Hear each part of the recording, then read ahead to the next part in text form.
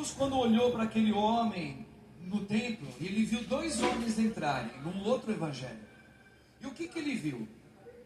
E ele comentou com seus discípulos: olha só, apareceu um homem pecador, não fala qual era o pecado dele.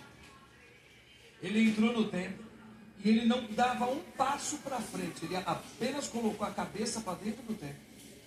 E ele não tinha coragem de levantar os olhos para frente, onde está o altar. Porque ele dizia dentro dele, sem abrir a boca: Senhor, eu sou pecador, não sou digno de nem levantar a minha cabeça para olhar para a tua bondade. E batia no peito. Mas do outro lado veio um outro judeu que não tinha pecado,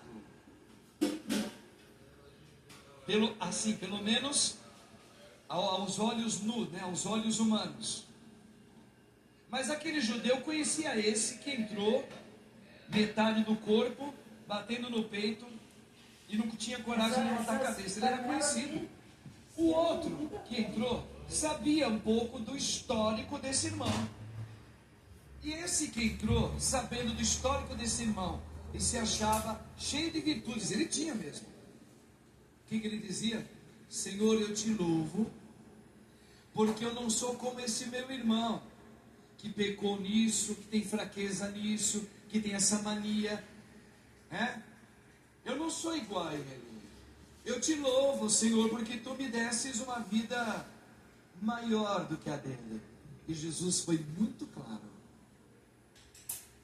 Dos dois, a quem Deus teve misericórdia foi daquele que não teve coragem de levantar a cabeça e era cheio de falta da graça, porque ele tinha muitos pecados. E aquele que tinha muitas graças não era humilde o suficiente para ter misericórdia daquele que era pecador. Então, irmãos, o que o nosso Deus está promovendo agora, hoje, na vida de todos nós, começando pela minha, que sou padre? E antes de eu olhar para o meu próximo, seja ele quem for, ou por quem já praticou mal contra a minha vida, ou planeja contra a minha vida, ou tem ciúmes de mim, ou seja lá o que for, primeiro eu tenho que fazer esta análise psicológica sobre a palavra de Deus e eu. Muito bem, eu não teria coragem de fazer o que aquele irmão faz: trair, matar, fazer abortos. Eu não tenho essa coragem. Por quê? Porque Deus me agraciou de não querer fazer isso. Mas eu não posso ter a falta de humildade para com aquele meu irmão que não tem essa graça. Primeira coisa que a gente tem que analisar é isso aí. É o primeiro passo da cura interior para eu perdoar. Primeiro passo é esse. Eu entender o que é graça de Deus e o que não foi dado como graça. Tem pessoas que têm um dom bonito, uma graça de Deus, de tantas coisas profissionais que ela tem, outros não têm naquela área. E assim por diante. Mas eu preciso ter a humildade de entender. O que eu tenho como graça vem do meu Senhor. E se vem do meu Senhor, como é que eu não vou ser humilde? Porque a palavra amar em Deus significa humilde. Eu não vou me ensorber, eu não vou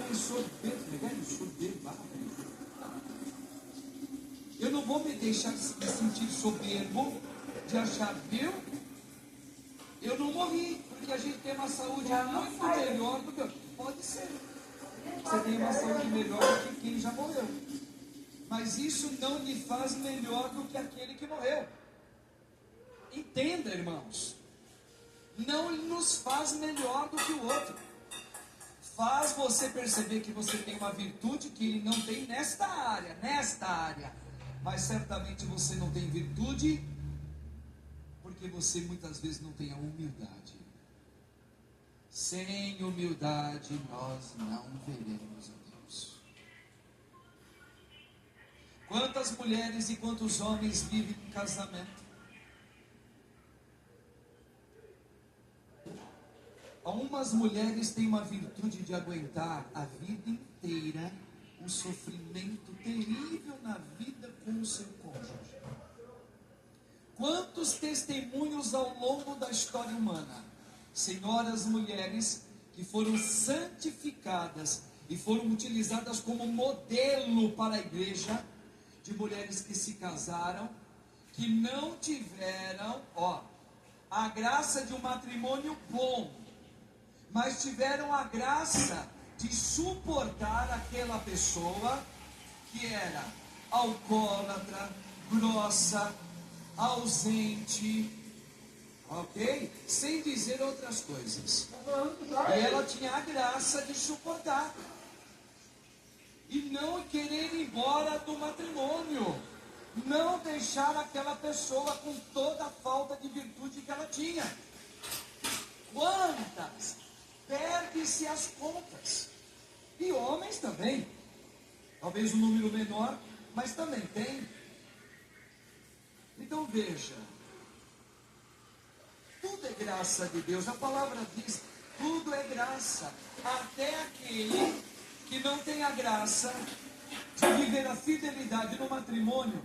Para aquele que tem e sofre a falta da graça, da virtude do marido ou da esposa de não ser fiel, para a pessoa que tem a graça, entenda, de ser fiel, para ela também é graça o marido não ser. Por quê? Porque eu sou capaz de ter a humildade de compreender que este homem não foi contemplado com a graça de ser fiel a uma pessoa na vida, nem a ele. Eu tenho misericórdia desse homem. Eu prometi no altar do meu Senhor amar ele conforme o Espírito de Cristo, na doença dele de falta da graça. Quantos divórcios a gente vê isso aqui? Não é acusar ninguém, é um diagnóstico. Casais que por muito menos do que isso já não estão mais como no primeiro relacionamento. E Deus não está julgando, Deus está mostrando a falta de humildade que nós normalmente temos quando fomos virtuados com a graça de não cair naquilo. Mas nós não perdoamos aquele que cai. Nós não aceitamos aquele que não é igual a você na virtude. Isso é um dos pecados mais nojentos que tem, irmãos.